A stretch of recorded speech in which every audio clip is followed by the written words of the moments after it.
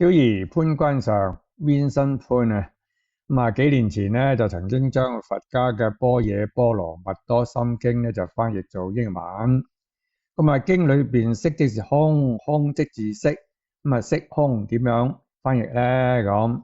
聖經傳道書嘅虛空咧，英文聖經就係 vanity。vanity 咧就太過唔貼切啦。諗咗成個月咧。為咗色空兩字嘅對應啊，結果咧就將個色就翻譯做 thing 即係物啊，係事物個物。空咧就翻譯做 nothingness， 即係 nothing 加個 ness， 即係無物。但凡由呢個五蘊因緣和合而成嘅可見之物咧，就叫做色。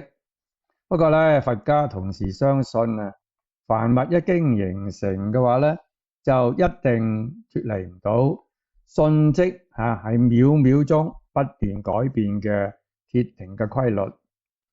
大家所謂無常啦亦即係話咧，呢一刻嘅物就會立刻就變成下一刻嘅物噃。而上一刻原來嘅呢個物咧，就會就由有變成無，由實變成為不實。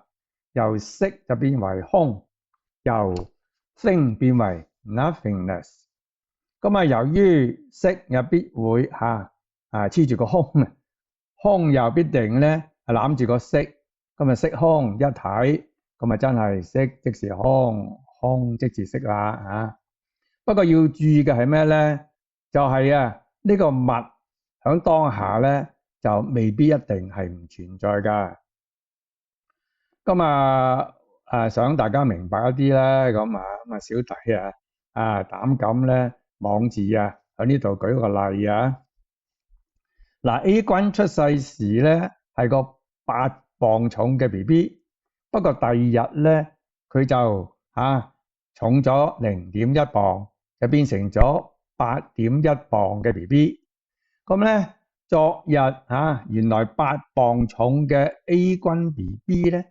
就已經成為咗空無不實之物啦。今日 A 君已經到90歲咯噃佢70歲時候用牙可以咬得開硬殼大蟹鉗嘅嗰個原來嘅佢，又或者80歲時上100級樓梯都絲毫唔會喘氣嘅嗰個原來嘅佢，仲會唔會響度咧？都變晒啦又點會響度咧？不過咁係唔係話佢已經瓜咗已經係不存在咧？咁又梗係唔係啦。